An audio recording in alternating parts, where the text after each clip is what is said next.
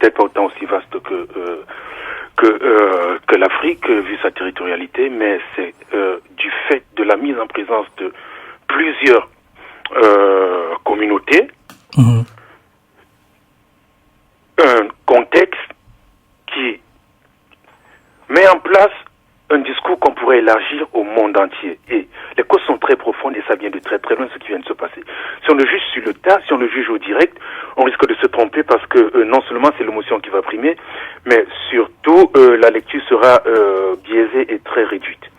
Alors, nous avons assisté à l'Afrique du Sud à l'explosion d'une marmite à pression, dans une société semblable à une bombe à retardement ou une situation prévisible, je précise prévisible, qui gangrène l'apparente paix, couvre depuis longtemps et s'est servi maladroitement des alibis de l'indifférence, ça je parle de nous tous, pour se déchaîner.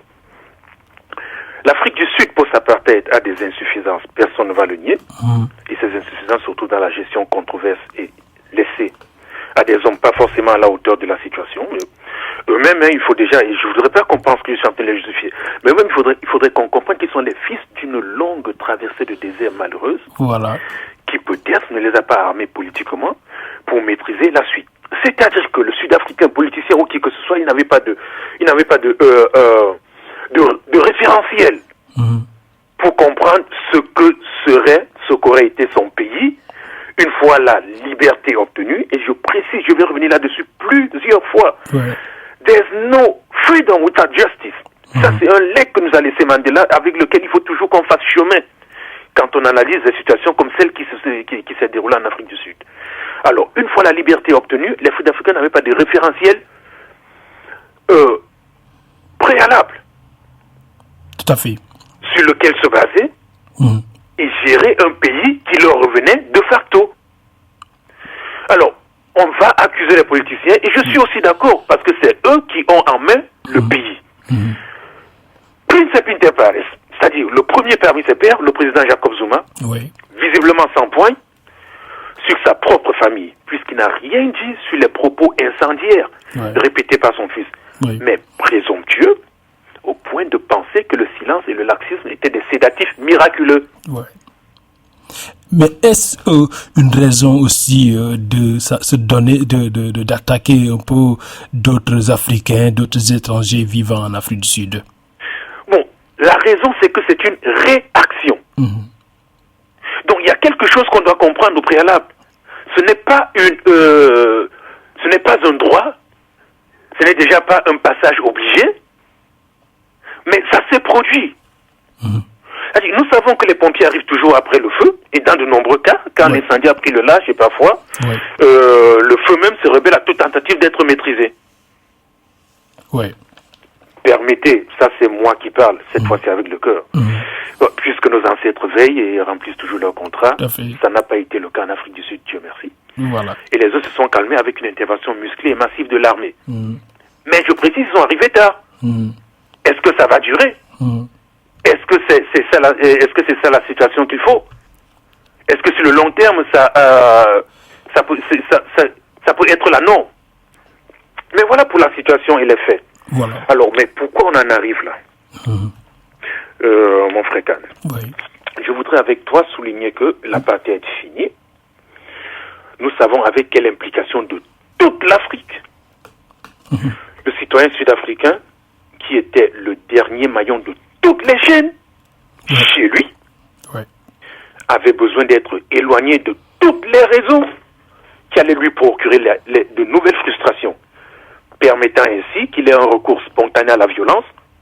Sa meilleure amie, là aussi je vais revenir plusieurs fois, la violence, sa meilleure amie de tous les temps, comme solution immédiate pour imposer la justice sommaire, en temps et lieu de la justice sociale, qui reste la clé. Ça, c'est des notions que je vous donne sur lesquelles je vais vraiment revenir. La clé de la situation, justice sociale. Rappelez-vous, there's no freedom without justice. Il n'y en a pas. We don't go nowhere without that. C'est vrai. On ne va nulle part. You don't achieve it, you achieve nothing. Tu n'as pas ça, tu ne vas nulle part. Tout à fait. Alors, la clé de la situation, mais ça reste surtout la justice républicaine qui peine à s'imposer par l'éducation au devoir avant l'éducation au droit, et précisément la métabolisation de la mémoire douloureuse.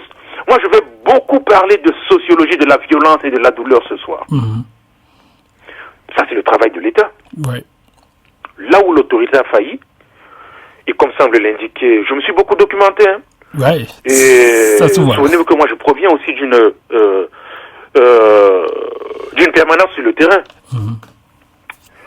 Et j'ai des oreilles attentives, j'ai des contacts constants avec lesquels, même quand ça ne semble pas préoccuper le monde, Ouais. je parle et je vis l'Afrique du Sud au quotidien. Tout à fait. Ça, il faut bien qu'on le sache, parce que j'ai l'impression, malheureusement, avec nous les Africains, Monsieur Khan, les autres ne m'intéressent pas. Excusez-moi, je vais souvent le dire. Ouais. Moi, je parle pour les Africains, je parle des Africains. Ouais. Les autres ont déjà leur voix, leurs représentants et leurs opportunités. Ce n'est pas à eux que je fais un tort quand je parle des miens. Ouais. Ok? Donc, moi, je dis que là où l'autorité a failli, comme le député l'honorable Malema l'a précisé en disant non à la xénophobie, Ouais. et en jetant toute la faute sur le président Zuma, qui jusqu'ici a appliqué la violence contre le leadership, à chaque fois qu'il a eu à affronter des revendications. Alors, quand la violence est la réponse à toute protestation, ça c'est le reproche que je fais aux dirigeants sud-africains. Ouais. On arrive à la justification, ce qu'il ne faudrait pas dans ce cas, on arrive à la justification de son emploi par le non-écouté, comme disait le pasteur Martin Luther King, Ouais. qu'on connaît surtout comme un pacifiste absolu. Mais voilà, Martin Luther King disait ceci: Violence is the language of the unheard. La violence, c'est le langage de celui qu'on n'a pas pris la peine d'écouter. Ouais. Maintenant, dans le KwaZulu-Natal, selon le député Malema, le roi Zwelithini Godwill n'est pas responsable, mais lui aussi, qui déclare avoir été mal interprété et ignoré quand il a appelé à cesser la dérive, est depuis toujours mal soutenu par l'autorité étatique qui, immanquablement, cette fois-ci, l'a aussi sous-estimé. Je m'explique. Oui. C'est très dangereux quand l'État occidentalisé qui occupe nos territoires post-coloniaux méprise nos institutions féodales de base. C'est vrai. Les discours préparés en Afrique du Sud sont depuis longtemps moins efficaces que la gesticulation politique. Ouais, on laissera ça pour la fin d'ici, parce que moi je parle d'ici pour qu'on s'accorde sur les différences entre Voilà. la faute, la culpabilité, le tort et la responsabilité. Voilà. Mais pour en revenir un peu sur les Africains, vous disiez tout à l'heure que les Africains... mais les Africains, dans les réseaux sociaux, cette semaine, on a vu que beaucoup d'Africains qui se sont indignés par rapport à ce qui se passe donc en Afrique du Sud, en qualifiant des Noirs sud-africains de xénophobes, ou en faisant une mauvaise lecture de la situation, qui d'ailleurs en accusé les Sud-Africains noirs d'ingrats. Voilà. Ils ont fait une lecture passionnée, compréhensible, oui, vraie, mais pas juste. Moi, je dis toujours, keep in mind, we're looking for justice. On cherche la justice. Ce qui est bien, ce qui est vrai n'est pas toujours juste. c'est vrai. Voilà. C'est que, maintenant, comment l'information a été gérée? Recoupée, et la situation analysée ou interprétée, surtout par les Africains, et permettez-moi d'insister, noirs. Nous avons vu des choses horribles en Afrique du Sud, Monsieur Khan. Et le ressenti de ceux que j'interroge sur place, c'est que nous parlons de loin d'une situation pire que ce qu'on peut imaginer et qui ne laisse personne dormir des deux yeux. Ou alors ceux qui circulent en toute tranquillité, la tête relaxée. L'étranger aujourd'hui se méfie du Sud-Africain, mais ça ne date pas que d'aujourd'hui. Moi, je vais revenir là-dessus. Il y a des détails que nous avons été somnolents à cueillir. Alors, l'étranger se méfie du Sud-Africain, et c'est regrettable, car ni lui, ça c'est ce que je voudrais qu'il comprenne, ni lui l'étranger, ni même les Sud-Africains n'ont voulu la situation. C'est-à-dire, personne ne veut qu'un jour je me retrouve en train de taper sur mon frère pour vivre. Oui. C'est ce que je suis en train de chercher à dire. Tout à fait. Mais beaucoup refusent d'avoir vu la chose arriver. Moi, je vois la probe indistinguée qu'on est en train de jeter sur la main qui actionne la gâchette, sans pointer le doigt accusateur sur celui qui actionne le cerveau, qui a conditionné la main, qui a façonné le bottage en touche très très peu élégant qui fait la part belle des analyses que je lis depuis une semaine. Ouais. Moi, je n'aime déjà pas quand les autres qui ne nous ont jamais aimés Tout à fait. en profitent chaque fois qu'il y a des troubles. Ouais. Des troubles qui sont en train d'endeuiller l'Afrique, et on en parlera aussi avec des bateaux Ouais. dans lesquels sont entrées des personnes que j'ai vues descendre dans le pays où je vis, et qui sont morts en un nombre aussi important que 900 en 3 jours. Malheureusement. Voilà. Donc on a 900 Africains qu'on doit pleurer. Ouais. Cette semaine. Il faudrait un drapeau noir sur toutes les résidences des dirigeants d'Afrique. Pendant au moins une semaine. Tout à fait. Ok? Oui. Bon, des faits sont en train d'endeuiller l'Afrique entière, en partant de son extrémité australe. Faites très attention, parce que ce qui est en train de se passer en Afrique du Sud aujourd'hui va conditionner d'autres flux migratoires. On annonce pour les 5 prochaines années 1 million d'Africains qui sont déjà en marche depuis le Cameroun, depuis le Nigeria, depuis le Niger, depuis le Mali, depuis l'Érythrée, depuis le Darfour, pour ceux que vous et moi connaissons. Ouais. 1 million va devoir affronter la fuite ou la mort sur place, la fuite et la mort ailleurs. En Afrique australe, il y a des gens qui profitent d'une situation épisodique pour envoyer des messages avec lesquels ils construisent notre mentalité, pour nous conduire à penser que le problème de l'Afrique, c'est les Africains. Moi, je dis, Bebela, comme on dit chez nous, peste. Mais on ne va pas dire que l'Africain est le mal de l'Afrique, mais plutôt que les Africains, notamment, certains dirigeants sont complices de ceux qui nous dépouillent. Et d'ailleurs, nombre d'entre eux n'ont pas de passeport africain. Ils ont des passeports occidentaux. Et ils ne sont donc plus, au sens proprement parlé, des Africains. Donc le problème de l'Afrique, ce n'est pas les Africains. Ça, ce sont des mots que je prends de la sagesse de l'archevêque Desmond Tutu. Commençons donc par comprendre que partout où il y a une civilisation importée, et partout où celle-ci a usé du moyen de la violence pour s'imposer, les perdants ont eu comme biberon, c'est-à-dire comme alimentation depuis la naissance, la violence. Et on ne peut pas demander à une poule qui mange des excréments comme provante de pondre du sucre, comme on ne peut pas demander à celui qui a été nourri au sang de cracher du lait. La première erreur dans l'analyse qu'ont fait mes frères africains aujourd'hui, cette semaine, je parle bien de la situation en indiquant que je n'ai pas encore touché les causes ou alors les conséquences pendant que les autres l'ont fait, malheureusement. C'est quand on pense qu'on a des raisons suffisantes pour dire aux gens d'éviter d'être clairvoyants et singulariser en disant, par exemple, ce n'est pas Kumalo qui a tué, c'est son village. Mais moi, je ne suis pas en train de dire qu'il n'y a pas eu tuerie ou alors renonçons à la combattre. Attention. Le sujet demande, je répète, qu'on se mette d'accord sur la relation dialectique entre rhétorique, politique, rhétorique socio-culturelle, la faute, le tort, la responsabilité, la culpabilité et les faits. Ce sont les faits qui nous amènent à dire quelque chose qui aurait pu se gérer sans qu'on arrive à la violence. Tout à fait. Nous ne sommes pas devant des Sud-Africains qui s'entretuent. Ça, c'est la première des choses que je voudrais vous dire. Ou alors, nous ne sommes pas en face de ces Africains-là qui ne savent rien faire d'autre que se massacrer, s'entre-déchirer, se taper dessus, et puis s'envoyer au tombeau. Mais simplement, il y en a qui tuent d'autres sur la base d'une incongruité ethnique qui, pour autant diabolique qu'elle soit, suit quand même une logique, par contre, qui est, elle, historique. La manipulation diplomatique, la manipulation médiatique qui véhicule les reportages sur la chose, absolument insupportable comme cruauté humaine, avec une subtile mais claire orientation vers le blâme généralisé sur l'Afrique et sur les Africains. Ça, je ne supporte pas. Parce que ça jette la preuve sur tout un continent. Tout à fait. Qui a des fils qui a des fils assez clairvoyants, mais franchement, mais renvoie au calendrier grec les raisons de son indéniable et irrésolvable barbarie. C'est-à-dire que on envoie l'Africain chercher aussi loin que le jour où Dieu a mis l'homme sur la terre les raisons qui indiquent qu'il est né pour être barbare. Point final, on ne va même plus discuter ça. L'Africain comme ça, vous voulez quoi? C'est ce que les Africains disent. C'est ce qu'on a vu. Les Africains.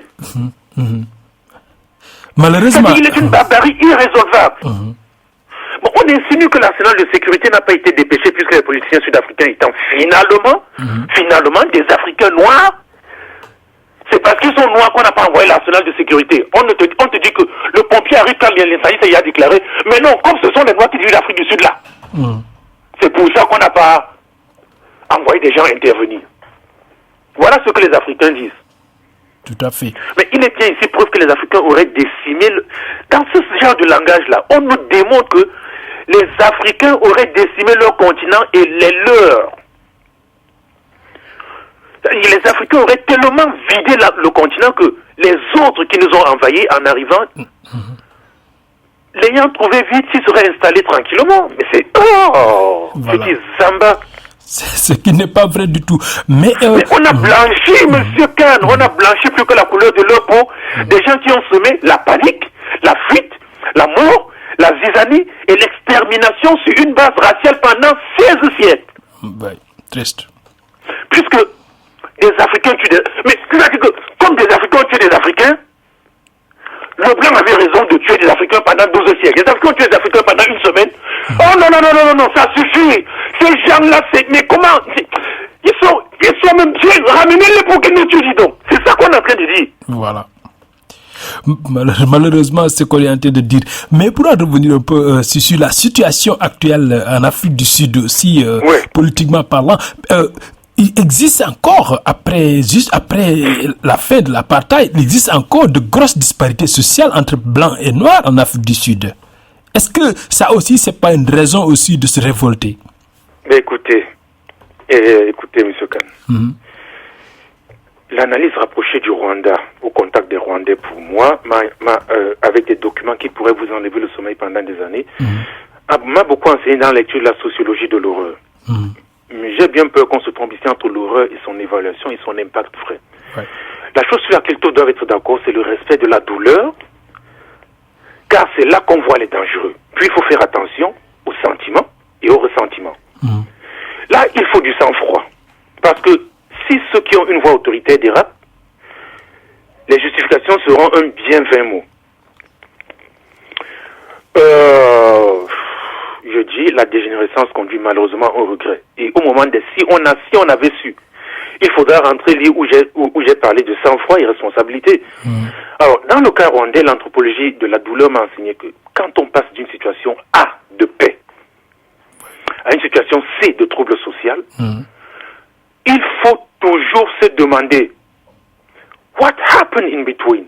Mais que s'est-il passé au milieu? C'est-à-dire qu'entre A et C, il y a ce B-là que tous savent, que vous venez de souligner, mais que personne ne veut désigner parce qu'on nous a enseigné comme ça. Alors, il faut de la sage attention pour demander et se questionner sur ce qui n'a pas marché, ce qui n'a pas marché. What didn't work here? Pendant que moi je parle d'analyse erronée, que je lis ça et là, moi je lis des avis sentencieux comme le noir est né paresseux. Les Sud-Africains sont naturellement violents, il faut les exterminer. C'est les Noirs qui disent ça. Moi, je sais qu'on viendra me balancer des propos comme arrête ton victimisme, tu as un racisme voilé, on te connaît bien, monsieur Mouroué. Du tout. Tu vois la faute des Blancs partout. En tout cas, ceux qui disent ça connaissent ma bouche. Personnellement, monsieur Kahn, moi, je n'ai pas pour habitude de donner de tort à Jean quand il s'agit de Pierre, juste pour satisfaire la complaisance politique de certains. Ouais. Voilà. C'est ici que s'insère la différence notoire entre culpabilité. Vous avez fait, c'est-à-dire que vous avez ouvert une piste d'analyse très intéressante. Culpabilité et responsabilité. Bon, après, tout le monde sait que moi, je ne suis pas blanc, et donc on ne peut pas demander à un lion de ne pas rugir. Ouais. Ça, il faut qu'on soit clair là-dessus. Tout à fait. Voilà. Bon, le jour, il faudra parler des 3 co-épouses qui ne respectent pas leur touche et leur mari parce que l'une s'est permise de ne pas respecter son devoir. Moi, je n'irai pas dire que c'est la faute à Napoléon. Ok? Oui. Voilà. Ça aussi, vous le savez. La clairvoyance, c'est le mot qu'il faut pour analyser une situation comme la situation sud-africaine. Et toujours penser que le capitalisme est une bête brutale qui ne pardonne pas. quand une communauté entière a été le capital de l'autre. La communauté noire a été le capital. Vous pouvez lire par exemple un excellent livre du journaliste écrivain Serge Billet, qui dit « Quand l'homme noir était l'or du monde ». Ouais, c'est toujours l'or du monde. Ça s'est passé jusqu'en 1990 chez nous, il y a 25 ans en Afrique. C'est pas longtemps. Voilà, les gens pensent qu'on est en train de parler des 400 ans qui ont séparé l'Africain de l'Afro-Américain. Et puis bon, on sait qu'au Brésil, l'esclavage est fini en 1873. Moi, j'ai été en Tanzanie où on sait que l'esclavage durait jusqu'en 1964. Notre pays, le Cameroun, était déjà indépendant. Le Sénégal aussi. Ouais. Voilà. Récent. Donc, le capitalisme, c'est la clé de compréhension de beaucoup de choses. Quand une communauté a été le capital de l'autre, la liberté lui donne la violence comme ingrédient de la compétitivité. Tout à fait. Voilà, moi je parle de sociologie de la violence. Voilà. Donc, moi je lis que nous avons besoin de funérailles, sans autre faille, mais la haine cultivée a besoin de réparation. Je me permets d'insister. Ouais. Sinon, on n'est pas au bout des profanations. La seconde erreur, monsieur Kahn, c'est donc de refuser de penser que même le plus terrible des imprévus, personne n'avait prévu que les Africains allaient se taper dessus. Moi, je vous ai dit au début, personne ne prévoit qu'un jour, pour vivre, je dois taper le fils de ma mère. Ouais. C'est un temps que je ne fais pas à mes frères.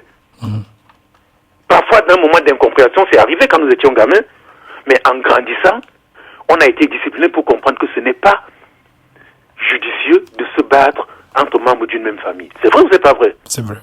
Voilà, nous sommes une famille qu'on appelle l'Afrique. Je vais vous lire à la fin de mon propos quelque chose qui m'a touché en 2010 et qui a changé ma vision sur l'Afrique du Sud. C'est un Sud-Africain. Ça, je vais vraiment vous demander de me permettre de le lire parce que je l'ai écrit. Si vous voulez, vous pouvez y aller tout de suite. Quand beaucoup m'ont contacté cette semaine, ils m'ont dit Monsieur Mungwe, vous aviez vu cette affaire en 2010 et nous on ne savait pas. Je lui ai dit, mais écoutez, il y avait déjà des violences en 2008. Mangou Soto Boutelé avait fait égorger des Africains en 1993 à la veille des élections. Vous étiez où alors ça vous plaisait tant que c'était des Sud-Africains qui s'égorgeaient entre eux? Ouais. Voilà. Si vous voulez, vous pouvez y aller. On devrait refuser de penser que même le plus terrible des imprévus n'est pas suffisant pour nous décourager du choix que nous avons fait de nous améliorer et de commencer, comme on nous l'a enseigné, à penser que nous sommes le problème des Noirs nous-mêmes. C'est-à-dire que nous seuls sommes la solution pour nous-mêmes. Mais pendant que nous on pense qu'on est le problème de tous, tout le monde pense qu'ils sont notre solution. Ouais. Tout le monde sauf nous. Ouais. Alors, mon contact, parce que j'ai parlé à mes frères en Afrique du Sud cette semaine, mon contact en Afrique du Sud, lui aussi, dans son témoignage, pense que le centre de toutes les solutions, c'est l'éducation. Il a dit avoir du mal à convaincre que les Sud-Africains, que les étrangers d'Afrique ont beaucoup combattu pour que l'apartheid cesse. Ouais. Voilà, dit de cette façon-là, je comprends aussi que ça semble un discours stérile. Et voici les détails que j'ai trouvés pour enrichir la profondeur. C'est-à-dire que le premier partage sur la question que moi je lis est d'une Camerounaise qui disait « Voici l'Afrique des Africains ». Bon, inutile de vous dire que moi je n'ai pas trouvé ça sérieux. Ouais. Et moi je me souviens avoir commenté avec quelque chose comme donc vous êtes africain et vous estimez autant que pour vous, voici les Africains.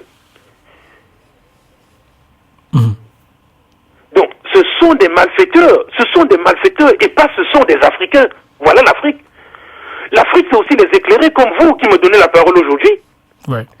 Les malfaiteurs s'appellent les malfaiteurs. Les malfaiteurs ne s'appellent pas l'Africain. C'est peut-être... Alors, les tares sont les tares, monsieur Kahn, et c'est peut-être malheureusement la chose la plus universelle que l'humain a. Moi, je dis la chose la plus universelle. Je n'aime pas l'universalisme, parce que c'est la fâche cachée de l'eurocentrisme que je n'aime vraiment pas du tout, mais du tout. Et c'est ça qui conditionne mes frères. Moi, je dis peut-être, moi, je déteste l'universalisme, plus que je ne peux avoir l'horreur d'une maladie terrible comme le sida. Mais si nous connaissons nos tares, ce n'est pas normal d'en faire notre identité. Parce que la connaissance du problème, c'est le début de la guérison. Donc l'Africain, c'est primordialement l'Africain bien éduqué, le guérisseur de l'Africain. Je reviendrai dessus. Peut-être vous pourrez penser que je prends du temps pour arriver à la réponse à votre question. Moi, je sais que votre question est là, elle est suspendue depuis. Quelle est la part de responsabilité des Blancs dans ce qui s'est passé? Voilà. Et je dis, ça s'appelle responsabilité. Parce que quand le doigt actionne la gâchette, il y a un malin génie qui a actionné le cerveau. Je vais y arriver. Donc, voilà l'Afrique des Africains. C'est-à-dire que 5 siècles d'Afrique des envahisseurs, colons, esclavagistes, apartheidistes, qui nous ont inventé des problèmes, étaient mieux, je crois. Puisque l'Afrique des Africains, c'est ce qu'on a vu en une semaine. L'Afrique des Européens, qu'on a vu en 5 siècles, était beaucoup mieux. Ouais. Je vous donne des morceaux choisis c'est-à-dire de l'inqualifiable errance intellectualiste qui se vante d'être illuminé. Voici ce que ça donne. Les Sud-Africains sont noirs. Alors, ils sont trop violents. Moi, je vous lis. Franchement, je suis en train de lire cette fois-ci. Ce n'est pas ce que j'ai écrit. C'est ce que mes frères ont écrit. C'est vraiment regrettable que ce soit des intellectuels. Quelqu'un a écrit. C'est une chance énorme que la majorité noire ne soit pas autant riche que la minorité blanche. Quand je puis t'affirmer, mon cher, il parlait à il parlait à un sociologue que je connais très bien. Quand je puis t'affirmer que la haine du noir sud-africain pour l'autre, qui n'est pas noir, est immense, et pire s'il n'est pas blanc. Le problème, ce n'est pas à ce niveau. Le problème noir sud-africain, c'est que le noir sud-africain est paresseux intellectuellement, et c'est un fait. C'est-à-dire qu'on a fait le scanner du cerveau de tous les Sud-Africains. Oui. Et non seulement on te dit que le laboratoire donne ça, mais on dit que la création avait prévu que le Sud-Africain est intellectuellement inférieur. C'est grave. C'est très grave.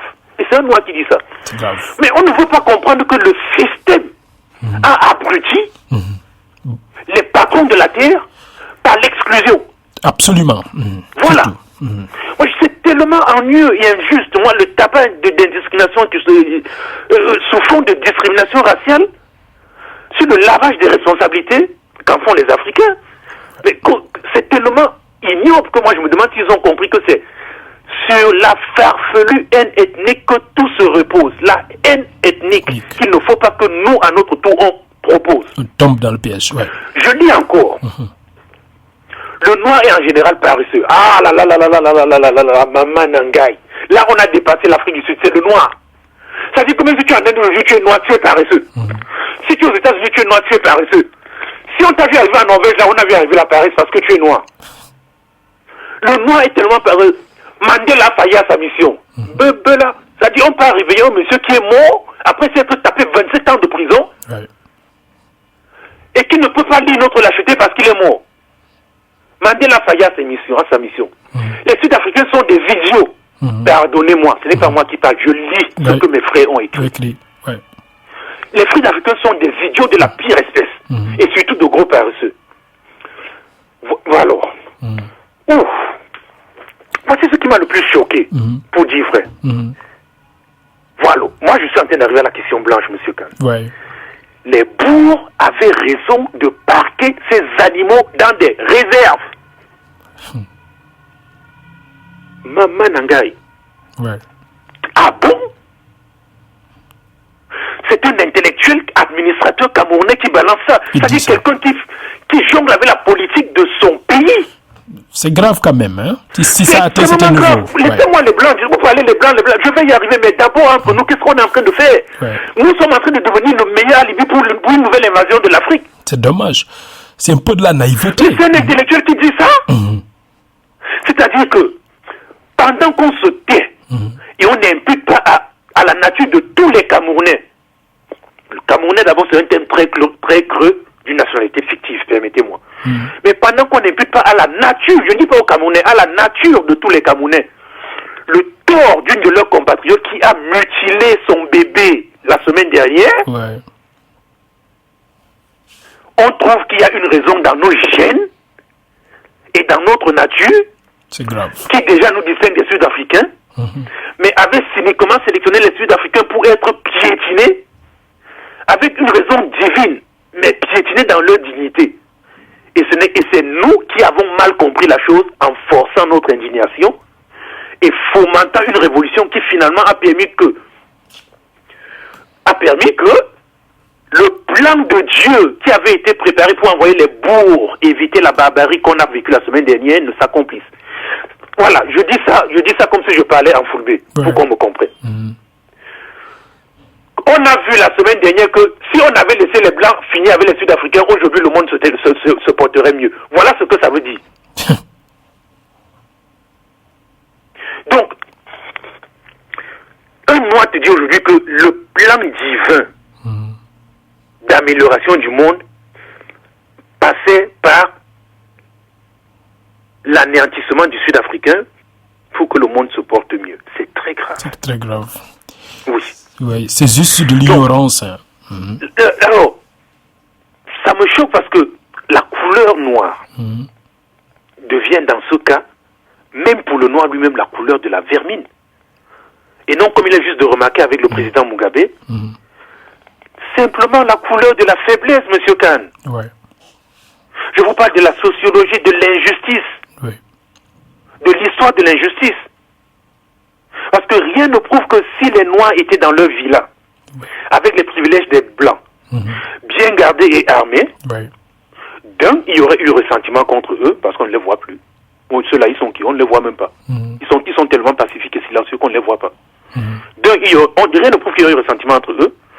De deux, rien ne démontre qu'ils auraient été à la merci des révoltés. C'est facile de s'en prendre aux faibles et puis aux voisins. Parce que paf à côté, c'est lui qui est à côté là.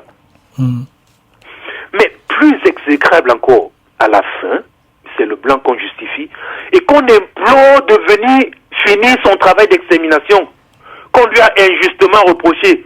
Et ce serait bien que ce travail s'accomplisse finalement. C'est grave. Mais on dit ça parce que ça ne concerne que les autres, croyez-moi. Je crois qu'on disait ça des Rwandais il y a 21 ans. Et le Rwanda, c'est un pays d'Afrique absolument émergent aujourd'hui. Tout à fait. Voilà, c'est curieux comme à l'espace d'une semaine, on s'autorise à rentrer dans l'histoire pour faire la panoramique de la classification des humains de façon rétrospective, pour ressortir comme si on avait été là au départ, mais non pas pour ressortir des hypothèses, mais carrément des raisons qu'on pense inébranlables et qu'on juge même transmissibles a posteriori, qui invalident la visée de l'enseignement de l'histoire. Une des visées de l'enseignement de l'histoire sur laquelle je reviens toujours, c'est quoi, M. Kahn?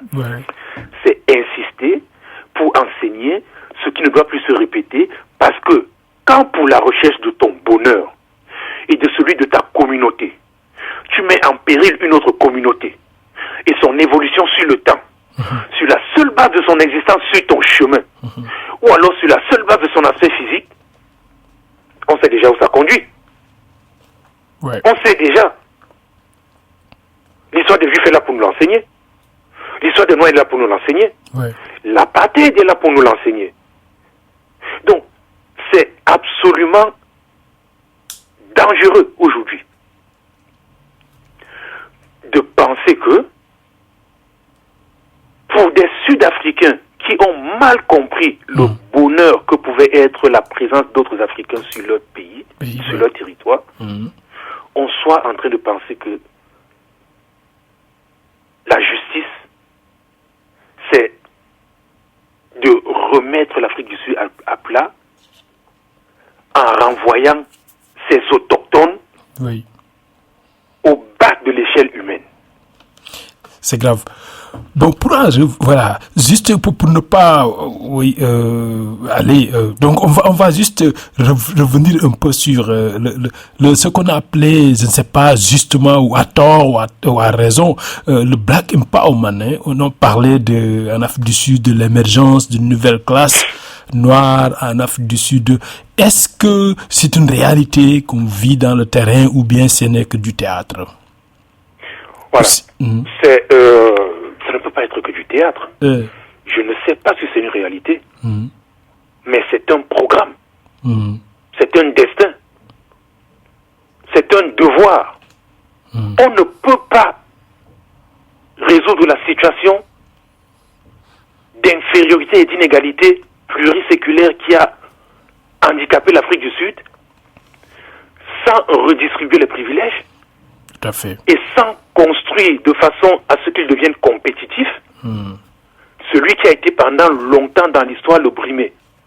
Tout à fait. Donc, si la politique et le social n'aideront pas le Sud-Africain à se sentir maître chez lui, et je veux même dire privilégié, permettez-moi, il n'acceptera jamais, après avoir perdu contre l'étranger blanc, venu de loin, de remarquer que quand l'Afrique avance, ce sont les Africains qui l'ont trouvé sur place qui le devancent. Donc il faut créer une symbiose interafricaine qui ne distingue pas des opportunités, mais donne aux locaux l'idée d'être les premiers de la classe. Voilà.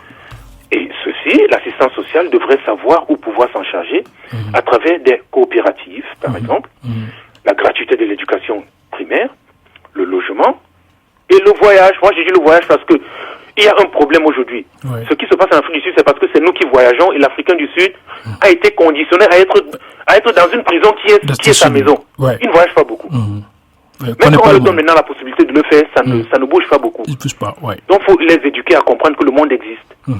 Tout à Et fait. le monde n'est pas l'Afrique du Sud. Voilà. Parce que s'ils restent dans la vue que le monde est l'Afrique du Sud, ipso facto, ça va les ramener à la conception de l'Afrique du Sud comme la longue prison que ça a été. Pourtant, cette prison, c'est leur maison. Tout à fait. Voilà. Voilà. Mais les médias, juste pour terminer avec l'Afrique du Sud, les médias sud-africains, ou bien les médias occidentaux, ont l'habitude de fustiger un peu l'État sud-africain, l'État noir sud-africain. Vous avez parlé tout à l'heure de redistribution des privilèges. Ils critiquent toujours en disant que voilà, c'est des corrompus, parce que l'État sud-africain tente de redistribuer les privilèges, d'ailleurs, au peuple, à la population noire. Ben, c'est une politique que l'État, pour ce qui m'a été permis de voir, tente tant bien que mal de concrétiser. Bon, il y a déjà le fait, moi je dis que le pays n'a peut-être pas les politiciens aujourd'hui qu'il mérite. Ouais. Et il y a aussi la grande disparité entre ceux qui détiennent vraiment la possibilité de faire décoller le pays économiquement et ceux qui sont dans le besoin. Alors, il faut éduquer la population au travail. Ça, c'est indéniable. Ouais. Il faut éduquer la population au travail. Voici ce que j'ai reproché à la mauvaise lecture qui a été faite de la situation sud-africaine. Parce que, je répète, il y a eu des troubles épisodiques dans leur histoire post-apartheid depuis qu'on pensait être sorti du tunnel en 1990. Mais le cas sud-africain permet qu'on revoie la situation des brimés de la planète. J'ai eu beaucoup de mal à lire que le problème, c'est parce que l'Africain est né paresseux et n'aime pas le travail. Ouais, c'est pas vrai du tout. Franchement, c'est pas sérieux. De la part de ceux-là même qui dans les pays, la plupart sont en Occident comme toi et moi, de la part de ceux-là même qui dans le pays des autres passent le matin en allant eux-mêmes au travail déjà, voilà, sur des routes que lavent et décorent certains des leurs. Ouais. Ce sont souvent nos frères qui lavent les routes ou pas, monsieur Kahn? Tout à fait, c'est eux-mêmes. Voilà, nous sommes nés paresseux ou alors on a inculqué la mentalité de la paresse. Voilà, c'est un lavage de cerveau qu'ils ont subi certainement. Voilà. On dit ça et on ne pense pas que l'Africain a justement été déporté aux 4 coins du monde, mais justement comme force de travail. Tout à fait. Mais c'est intelligent ça pour une tuerie que tout le monde regrette. Remettre en question l'attitude laborieuse de toute une race. Ouais. J'ai dit à mon frère, j'ai agayé, j'ai dit, allez mon frère, ça c'est pas possible. Je vois donc pour eux, l'effort de la sociologie du noir et du travail dans les espaces dénaturés par la domination étrangère et la soumission d'une race par l'autre n'a pas été fait de façon pondérée. Le travail, je commence par ça, le travail anoblit l'homme, en ce sens qu'il est le moyen par lequel il assure son épanouissement. Tout à fait. Or, si le travail est une contrainte, la liberté sera directement conçue par l'esclave comme la fin du travail. Ouais. Ou la nécessité de l'absence du travail. Parce qu'on ne travaille plus depuis que celui qui nous punissait, qui nous forçait à travailler, nous a laissé libres. Nous a laissé libres, ouais. Voilà. Donc la fin de l'esclavage est la fin de la contrainte. Mais souvenez-vous que la liberté ne s'obtient pas sans la justice. Ceci est vrai pour tous. Donc si pendant des siècles tu bases le progrès sur l'exploitation et les inégalités, tu as déjà ensemencé la pépinière de la révolte, de la revanche, de la violence et de la haine, y compris la haine de soi, parce que l'esclave va se détester, et il va détester sa situation et fatalement se croira né pour être au bas sans trouver ça juste. Mandela disait qu'il n'y a pas de justice, il n'y a pas de liberté sans justice, et il avait raison. Ouais. Donc une fois la servitude finie, le piège c'est que le besoin ne cesse pas, il faut travailler. Or, les privilégiés n'ont toujours pas distribué les privilèges et au contraire, ils se sont isolés loin des nécessités. Oui. Qui, pour la première fois, découvrent la nécessité aussi de promotion sociale par la compétition. Et la seule compétition qui leur reste, c'est la compétition entre pauvres. Oui. Donc, il faut que l'État trouve une solution à ça. Autrement, la violence ne les a pas quittés. Car la violence a été la nourriture depuis leur naissance pendant 500 ans. Alors, tout repose sur ça. Les discours politiques à des fins électoralistes ou négativistes avec pour but de maintenir les privilégiés au haut de l'échelle, en favorisant la suppression des damnés, voilà l'effusion de sang que ça a produit. Franchement, M. Khan, c'est ça. Voilà. Ça peine à décoller la distribution des privilèges. Il ne faudrait pas être sorcier pour comprendre que le manque d'éducation et la politique falimentaire est la politique falimentaire qui démembre la société sud-africaine. Et c'est ça qui a produit le vilain. En clair, les Blancs, en niant au noir les chemins de la promotion communautaire, ont péché 2 fois. Je vous explique. Ils ont alimenté la brutalité, et ça n'a pas été trop malin, car c'est chez les riches qu'on viendra voler. Voilà. Parce qu'on viendra chercher à manger en violentant leur tranquillité, et par ailleurs condamner une communauté à une stérilité quant à la promotion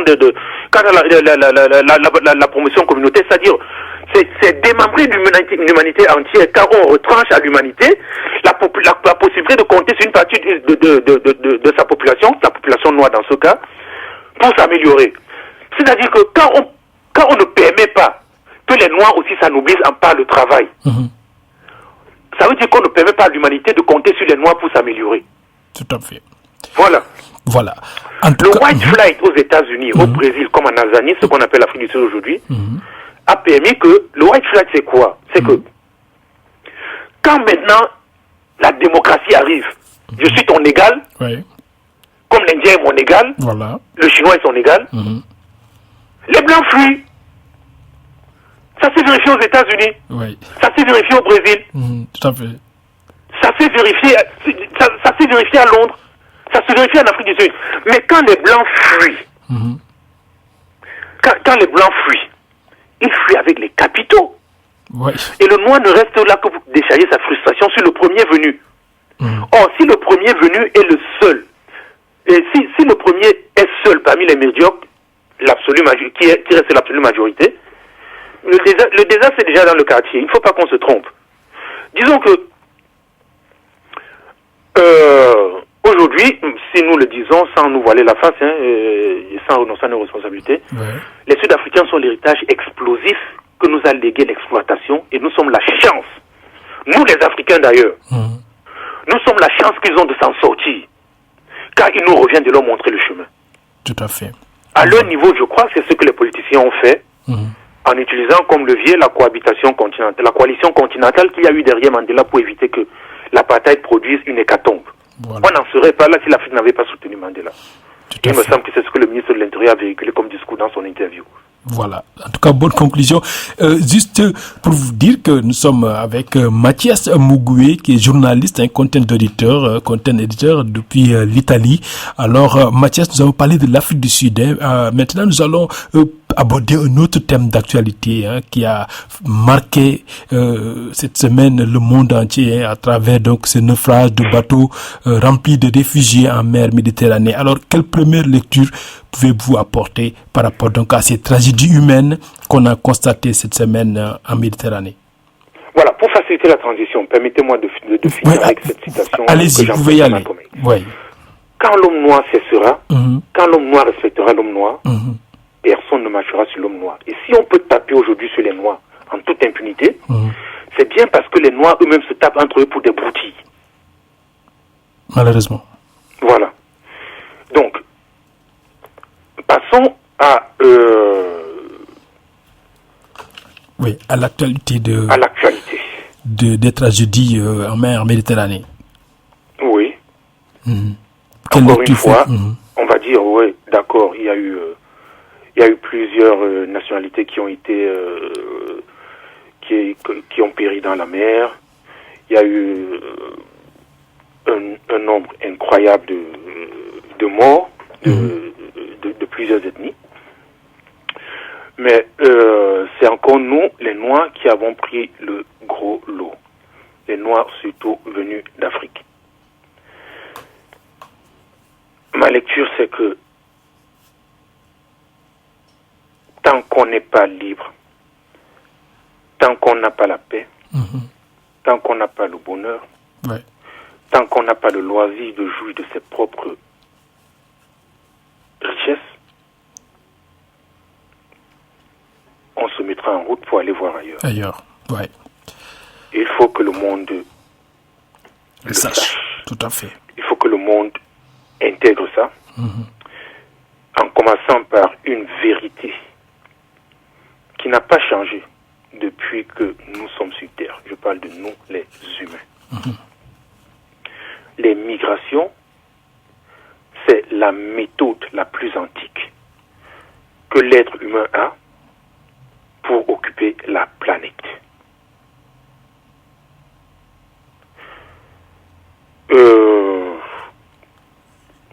Ça ne va pas cesser. Je dis c'est un moyen, le déplacement, pour occuper la planète et pour jouir des ressources qu'on pense avoir à notre portée. Je crois que vous êtes d'accord avec moi quand je dis que si je ne suis pas libre, si je ne suis pas en sécurité, si je ne suis pas heureux, je me mettrai en marche pour aller voir ailleurs. C'est normal. Dans l'absolu, c'est vrai. Mais ça ne suffit plus pour la compréhension totale du phénomène. De nos jours, et même avant déjà, ça n'est nouveau à personne. Même la richesse fonctionne comme un stimulus pour aller s'installer où on pense pouvoir le mieux jouir de ses privilèges. Ce n'est pas le pain quotidien des pauvres, la migration. Ce qui semble déterminant de nos jours, M. Khan, c'est la paix. Même le riche va aller manger son argent en paix où il pense qu'on ne va pas le déranger. Pourtant, il migre. Il migre avec sa richesse. Je vous parlais du cas des Sud-Africains blancs tout à l'heure qui ont trahi la démocratisation de leur pays en déplaçant les capitaux et eux-mêmes au Canada, en Australie, en Suisse, au Royaume-Uni, aux États-Unis, en Argentine. Aujourd'hui, on vient dire pourquoi les Africains du Sud qui sont aujourd'hui libres ne s'émancipent pas. Parce qu'on a déplacé le moyen avec lequel l'émancipation allait se jouer sur place. C'est aussi simple que ça. Et maintenant, si on doit remarquer que les migrants qui frappent aux portes de l'Europe, et parfois meurent pendant qu'ils sont en train de frapper aux portes de l'Europe, sont en train de fuir des zones en conflit armé, parmi lesquelles la Syrie, l'Afghanistan, l'Irak, le Yémen, la Palestine, ou des zones qui sont sous les contre-coups du terrorisme.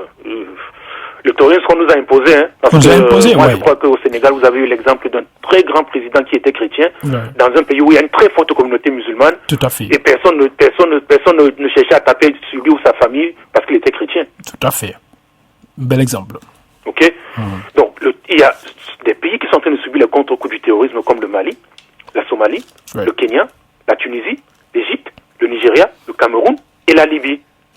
Ou encore en train de sombrer dans une pauvreté alarmante comme le Bangladesh, l'Érythrée. Et en ce qui me concerne, franchement, ramenant les choses en Afrique, je ne vais pas alléger les dirigeants africains de leurs responsabilités dans l'hécatombe qui est en train de se produire dans la mer d'un pays où je vis. Et où je sais très bien quel regard hostile on pose sur l'étranger, surtout sur les Noirs. Mais il existe un lien entre nos dirigeants et les responsabilités. Ce mot me plaît beaucoup.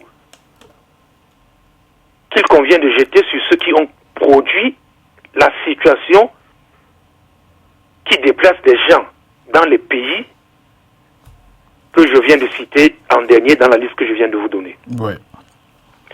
Les gouvernants africains ont pour complices parfois bien plus sanguinaires parce que conscients et indifférents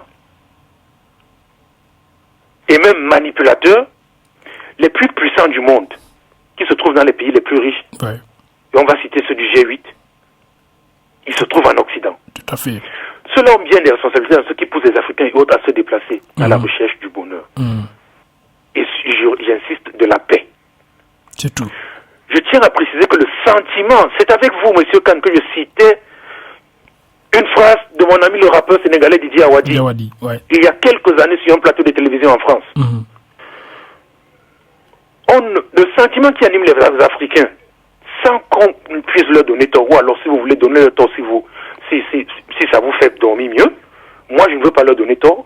Le sentiment qui anime les Africains, c'est que c'est celui de venir aussi profiter des richesses qu'ils ont participé à accumuler. Tout à fait.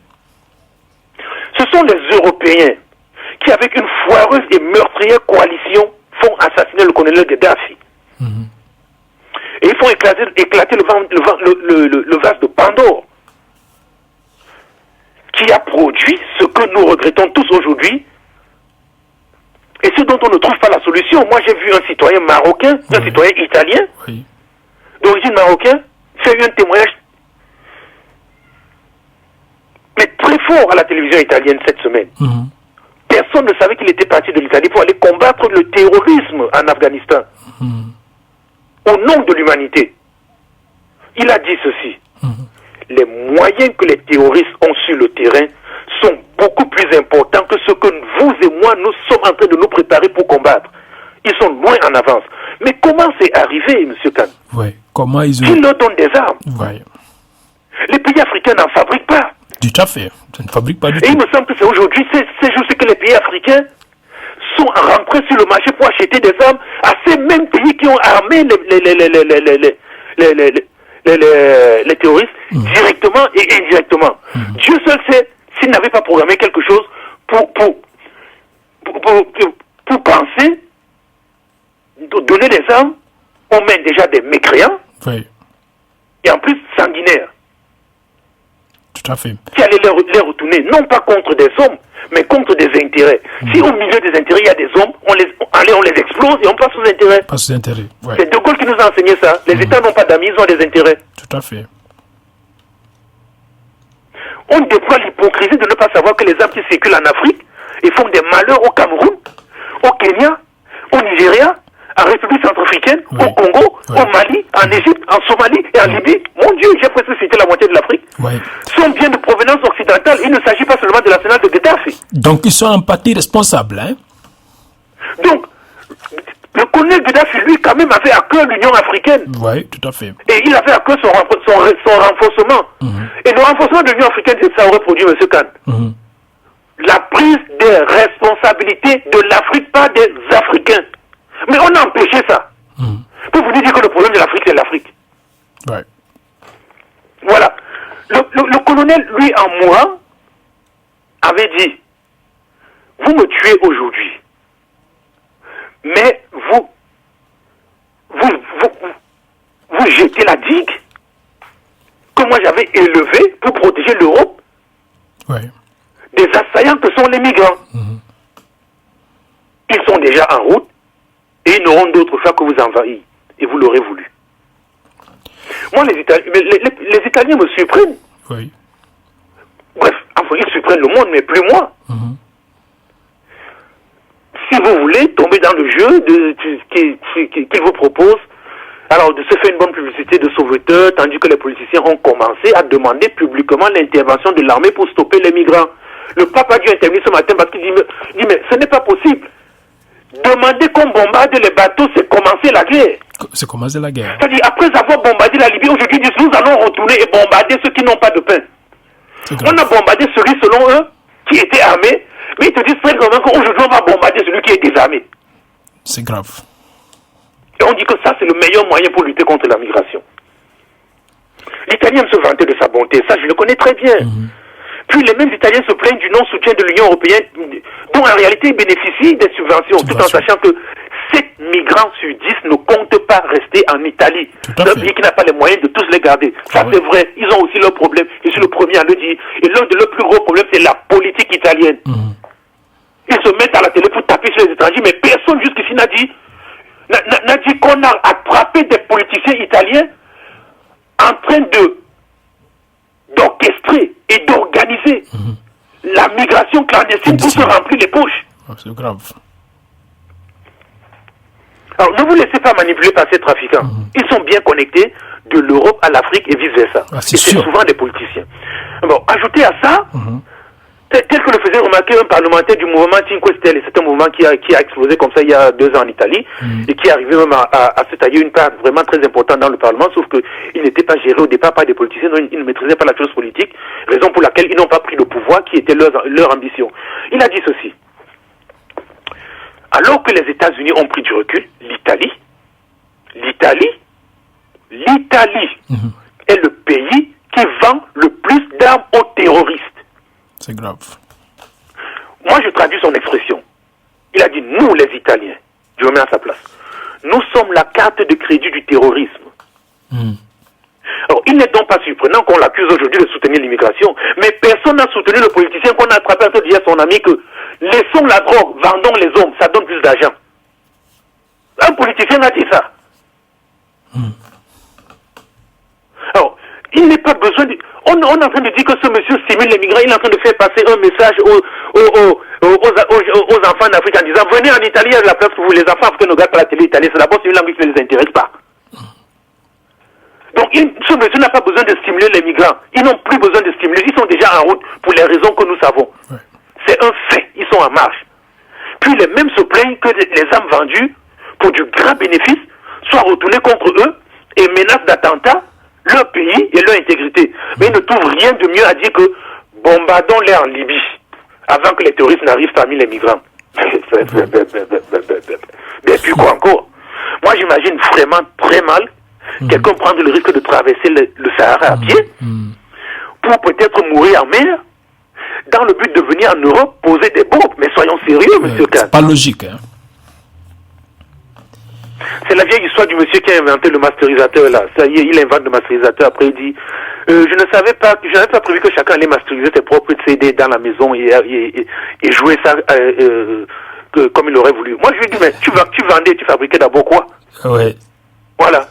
Voilà. Mais on note quand même un double jeu de la part des Occidentaux, d'une part se sont indignés cette semaine. Hein. Il y a eu beaucoup de réunions par rapport donc à ces tragédies, mais aussi pour apporter des solutions, mais aussi en même temps on ferme les frontières. Hein. C'est quand même un peu contradictoire, hein, ce double jeu. Comment analysez-vous tout ça? Non, mais c'est tout à fait contradictoire. Alors, je vous donne une nouvelle. Il faut que nos auditeurs le sachent très bien. Vous vivez dans un pays qui est l'Allemagne, oui, qui dans 3 ans aura besoin de 9 millions de personnes comme main-d'œuvre pour assurer son économie qui est la plus florissante d'Europe. Voilà. C'est-à-dire que si dans 3 ans, l'Allemagne n'a pas trouvé comment recruter 900 travailleurs, on va commencer à parler de la chute de l'équilibre de l'économie allemande. C'est sûr. Alors, nous sommes en Italie, qui est le 2e pays le plus vieux au monde.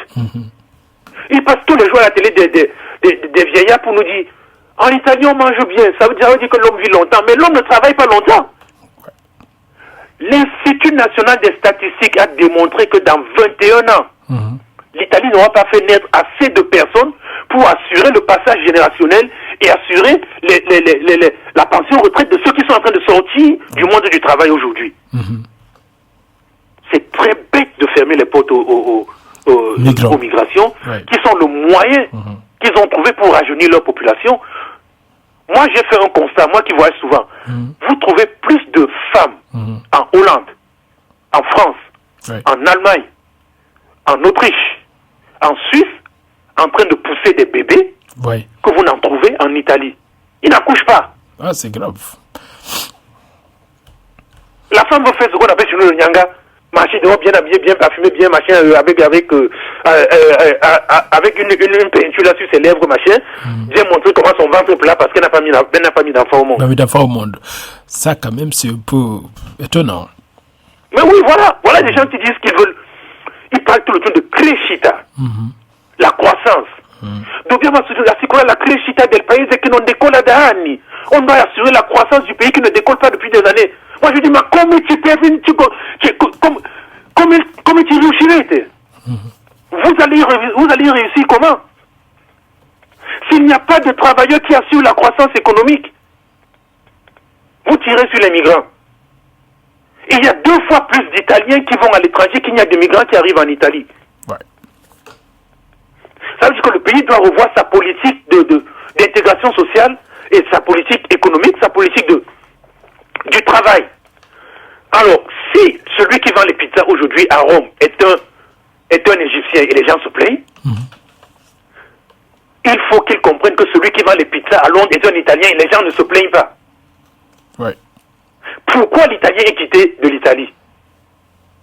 Pour se plaindre après que l'Égyptien l'a remplacé. Il faut voir les choses de cette façon-là aussi. Ouais. C'est peut-être que les gens disaient, comme a dit ma soeur Ndjaye, qui a fait une brillante sortie sur France 2 avant-hier, dont tout le monde est en train de parler. Ouais, c'est fatigant. C'est que les gens ont le bon passeport. Ok? Ouais.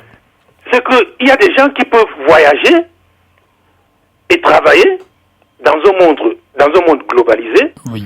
où aujourd'hui on peut se lever en Hollande, prendre un avion et aller diriger un chantier au Maroc dans l'après-midi.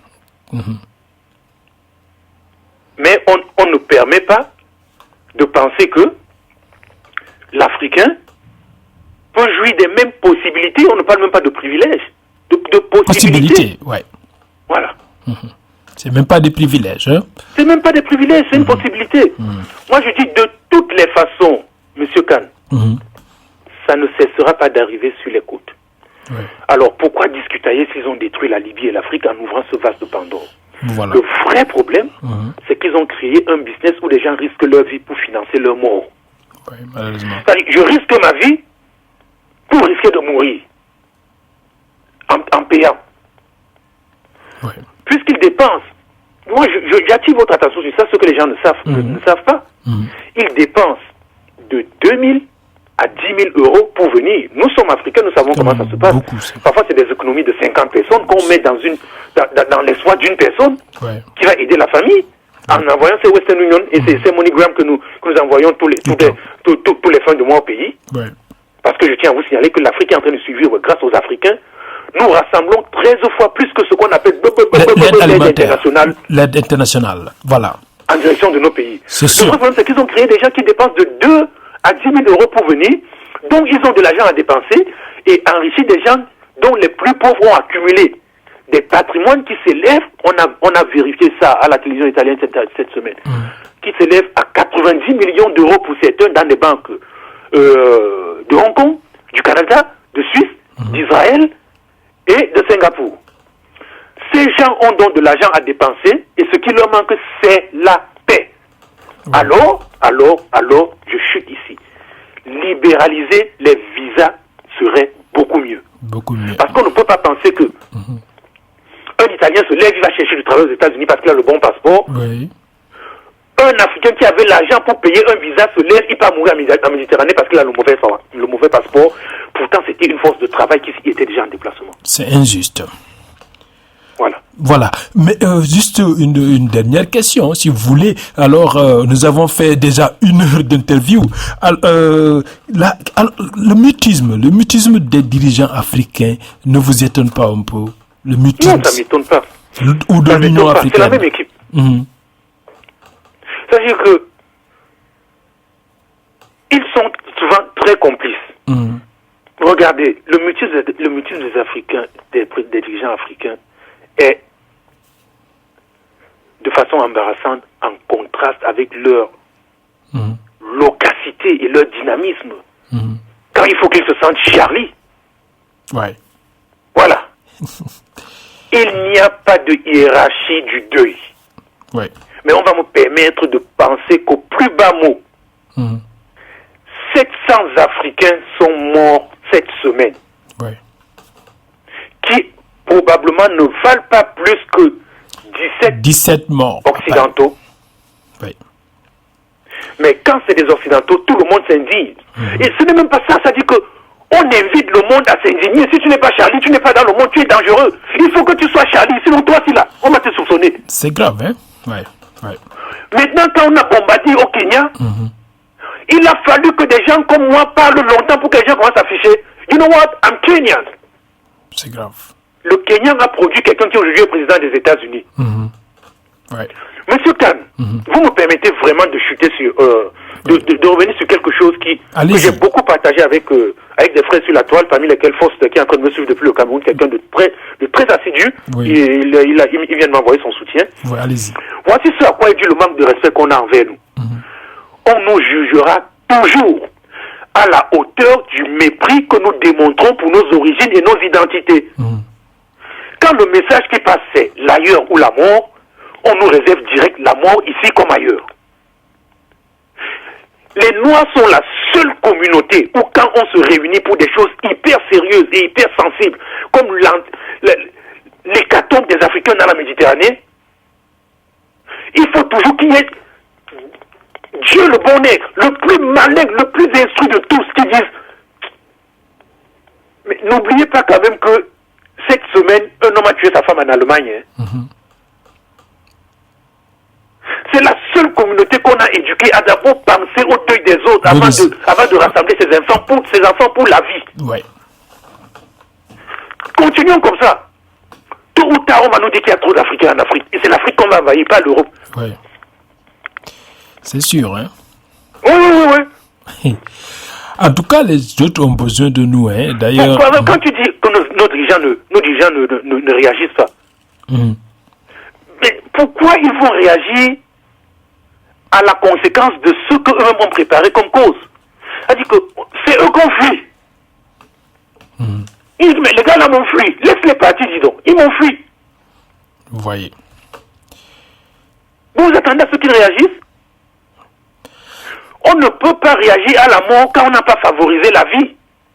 Tout à fait. La vie est dure en Afrique. Mais non, même si nos dirigeants, à titre individuel, ne réagissent pas, il y a quand même l'Union africaine. Il y a l'Union africaine qu'on a délégitimée. Il y a l'Union africaine à laquelle on a dit que vous ne comptez que pour du beurre. Laissez-nous à l'Union africaine, c'est quoi? Ouais. On en parlera la prochaine fois. Hein. Les gens comprendront que l'Union africaine, c'est l'ancêtre de toutes les unions. Ils ne le savent pas. Ils ne savent même pas. Ça, voilà. Donc on vient te dire que dans cette maison-ci, l'enfant compte plus que le père. Tais-toi. C'est vrai. Hein? On est venu chez vous prendre des présidents comme Gbagbo. On est venu tuer Kadhafi. L'Union africaine a dit quoi? Rien du tout. On a tué Charlie. L'Union africaine a dit quoi? Ah oui. Beaucoup de choses. Beaucoup de choses. L'Union africaine est délégitimée. Ouais. Pourtant, l'Union africaine, ça je tenais à le dire aux Africains. L'Union africaine était quelque chose de merveilleusement programmé pour être la face brillante de toute l'Afrique. Ah, c'est sûr. Le Nelson Mandela dont on a parlé tout à l'heure, c'est un produit du soutien de l'Union africaine. C'est-à-dire que quand Nelson Mandela arrive en Afrique du Sud, où on l'arrête finalement, et où on l'envoie au cachot pour presque 27 ans, c'est parce que l'Union africaine l'avait fortifié, béni et presque comme missionné. Les gens ne le savent pas. Mandela a été le révolutionnaire champion d'Afrique. L'Afrique l'a aimé et formé. Militairement, il était basé en Zambie. Voilà ce que j'appelle l'Union africaine. Il a été dépêché en Éthiopie pour des conseils panafricanistes de celui-même qui a jeté le leader de l'Union africaine moderne. Ok? Oui. His Imperial Majesty, Haile Selassie. Donc, pour gagner en confiance, Mandela a fait ce voyage en Éthiopie. Il était au Sénégal, où Senghor lui a remis un passeport diplomatique pour qu'il parvienne à contourner l'interdiction sud-africaine de voyager. Nous ne savons pas tout ça, les Sud-Africains encore moins. Il a étudié la guerre de guérilla du Cameroun pendant longtemps pour comprendre comment il pouvait saboter les richesses des Blancs pour qu'on s'intéresse finalement à la pauvreté des Noirs. Des Noirs, ouais. Et c'est par le Cameroun que passaient ces exilés comme Myriam Makeba, qui malheureusement a trouvé la mort dans le pays où je vis. Il a reçu sa formation militaire au Maroc. Les gens disent, mais peste. Donc les Maghrébins collaboraient avec les Africains. Je dis, oui, c'était l'Union africaine. Oui. Et là-bas, il a connu d'autres révolutionnaires comme Arien Gwabi, Savimbi, Kwame Nkrumah, John Garang, et des alliances se sont tissées. Voici un détail que les Africains ne savent pas. L'OUA, comme ça s'appelait à l'époque, fonctionnait tellement bien que pour refuser en bloc la Coupe du Monde 1966, les pays africains décident de ne pas participer, puisqu'on avait admis l'Afrique du Sud à compétir. Ils disent, mais comment? Ce pays-là où il y a des Blancs qui pensent que nous tous on doit nous anéantir, donc représenter notre continent, on ne vient pas. Il n'y a aucun pays africain à la Coupe du Monde 1966 parce que l'Union africaine solidarise avec le malheur des Sud-Africains. C'était une bonne chose, oui. Voilà. Donc dans Sierra Leone que Mandela parvient finalement à faire comprendre ce que c'est que son combat. Ouais. C'est en Ouganda qu'il dit mais je ne suis pas un terroriste. Voilà ce qu'on a dit. Comme on avait dit d'Arafat au début, quand tu ménages les privilèges des Occidentaux, ils disent attention, gars, c'est un terroriste. Quand Mandela arrive en Ouganda, on dit que c'est vous Mandela le terroriste. Il dit que non, je ne suis pas un terroriste.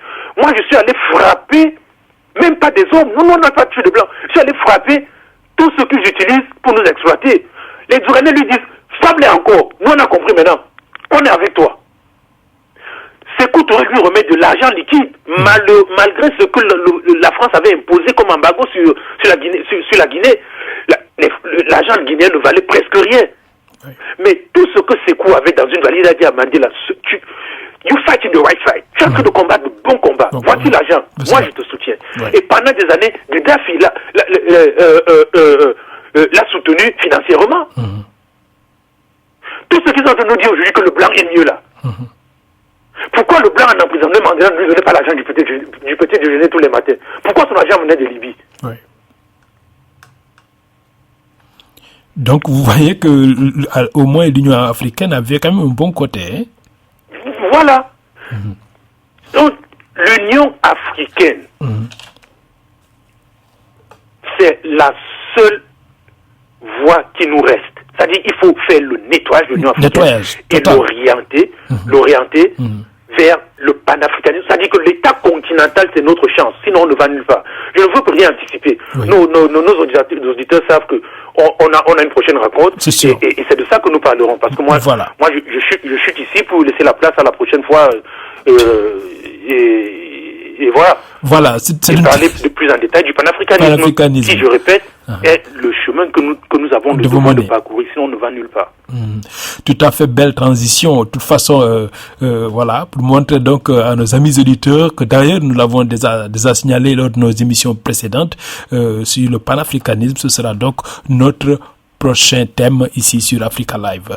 Alors, un dernier mot, notre ami Mathias Mugwe, qui a été donc très gentil, hein, nous avons pris tout votre temps cet après-midi, donc en restant avec nous pendant plus d'une heure. Et il faut que les auditeurs sachent la vérité. Nous nous sommes mis d'accord depuis le début. Voilà. Pour que je vous réserve de mon dimanche, et c'est avec joie que je l'ai fait. Tout à fait. En tout cas, nous vous remercions infiniment. Moi, c'est vraiment moi qui vous remercie. Voilà. C'est un honneur que de parler pour les miens. C'est peut-être la seule chose que je peux mettre sur la table du combat en ce moment. Tout à fait. En attendant que les choses se concrétisent sur le terrain. Et je le fais avec toute ma passion et tout mon engagement. Voilà.